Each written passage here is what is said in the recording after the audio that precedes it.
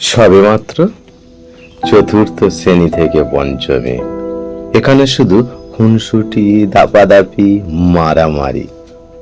অবশ্য দু চারজন একটু আত্র আলাদা। নতুন ঠিকানায় এসে সবাই নতুন দিশার খোঁজে।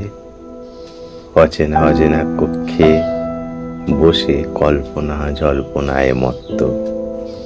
তুমি আপনি নিয়ে কত বকা, কত ভালোবাসা পেয়েছি।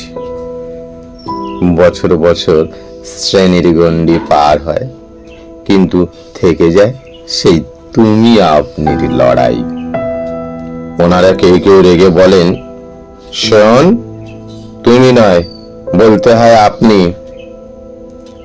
অনেকে ভালোবেসে এ কথা বলেন, আবার অনেকেই বুঝিয়েও বলেন, শোনো, তুমি নয়, আপনি।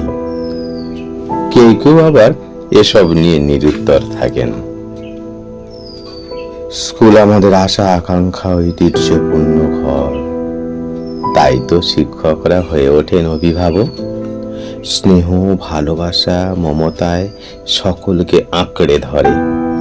বন্ধুত্বের আসনে বসে দুঃখ কষ্ট ভাগ করে নেয়।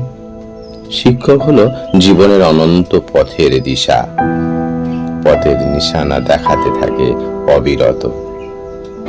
কবিতার বন্ধনে শিক্ষকদের বাঁধা যায় না, কাব্য, ছোট গল্প, উপন্যাসেও নয়।